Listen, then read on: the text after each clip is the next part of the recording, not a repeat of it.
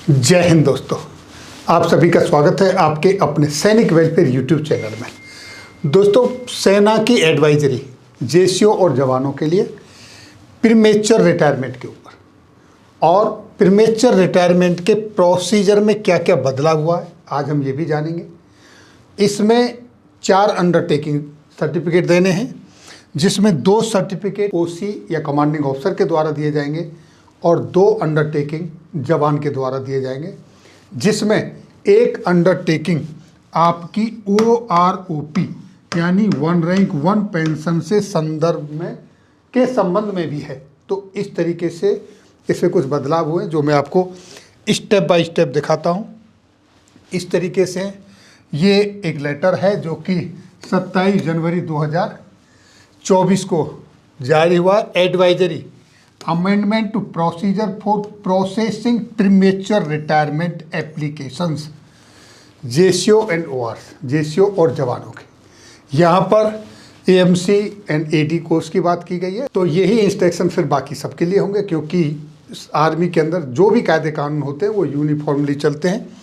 तो यहाँ देखिए पहला point, premature retirement from service on compassionate ground, यानी कंपैशनेट ग्राउंड पर प्रीमेच्योर रिटायरमेंट जो सेना से सर्विस से जाने हैं in respect of JCO ORs, इनके लिए कुछ गाइडलाइंस जारी की गई हैं। IHQ MOD army from time to time की जाती है, यानी कि ये जो इंस्ट्रक्शंस कहाँ से आए हैं, integrated headquarter of ministry of defence army की तरफ से। तो सीधी सी बात है, ये इसी तरीके के सबके लिए इंस्ट्रक्शंस गाइडलाइंस जारी हुई हैं। यहाँ देखिए, individual application along with supporting document duly recommended by GOB formation में जो अधिकारी होते हैं उनके रिकमेंडेशन के बाद ही आपका एप्लीकेशन जाएगा।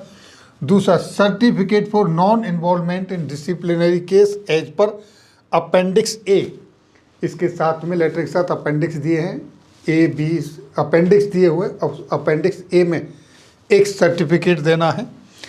और undertaking from the individual concern regarding representation will be process to cancel the premature retirement one sanction and individual has counselled regarding effect of premature retirement on pensionary benefit.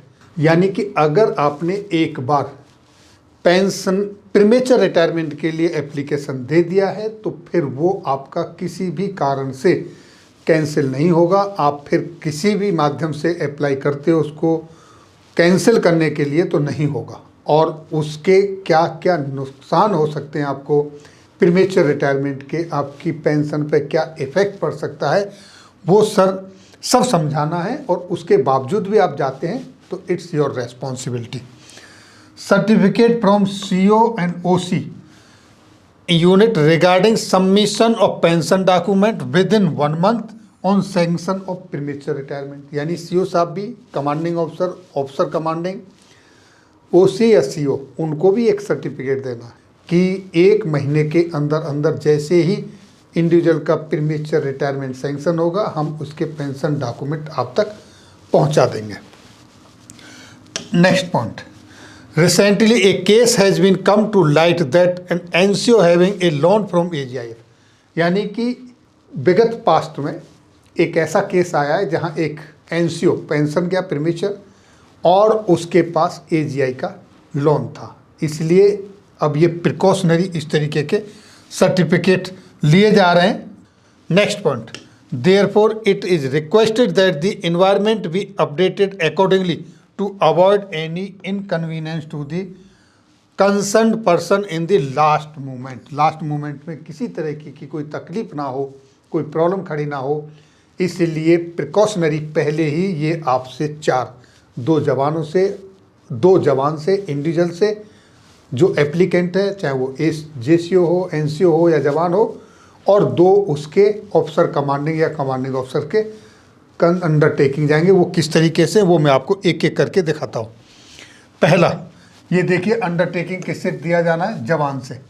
क्या है, undertaking certificate by individual applying for premature retirement regarding loan taken from AGI and other defence agency, यानी army group insurance से या defence की किसी भी agency से अगर कोई लोन लिया है उसके संदर्भ में अंडरटेकिंग देना है, वहाँ पर अमाउंट, पर्पज, एजेंसी, ये सारा।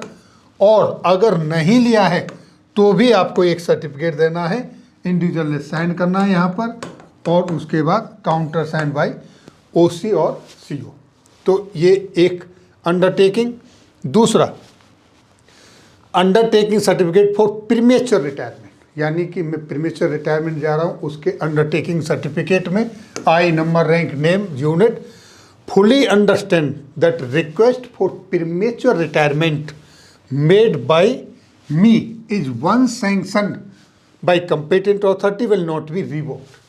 यानी कि अगर एक बार competent authority ने मेरा premature retirement sanction कर दिया तो मैं उसको दोबारा रिवॉक नहीं करूँगा, यानी कि मैं दोबारा कैंसिल नहीं करूँगा उसे। आई will not make any representation approach through any authority, यानी एनी ऑथोरिटी, कोर्ट के माध्यम से भी नहीं, किसी भी माध्यम से मैं उसको नहीं रिवोक नहीं करूँगा। और I am also aware that my premature retirement will adversely affect my pension benefit, यानी ये मैं अच्छी तरीके से जानता हूँ कि ये मेरा प्रीमेच्योर रिटायरमेंट जो है इससे मेरे पेंशन के जो बेनिफिट हैं उन पर असर पड़ेगा due to existing rules such as one rank one pension, यानी जो आज के रूल हैं जिसमें वन रैंक वन पेंशन पर प्रीमेच्योर रिटायर वालों के लिए बेनिफिट नहीं मिलता है। तो ये भी मैं जानता हूँ, इसके बावजूद भी मुझे प्रीमेच्योर जाना है। ये आपने ब्लैक एंड वाइट में अंडरटेकिंग सर्टिफिकेट देना है। तीसरा point, I further certified that I will not claim for any pensionary benefits at later stage because of non completion of qualifying service for pension.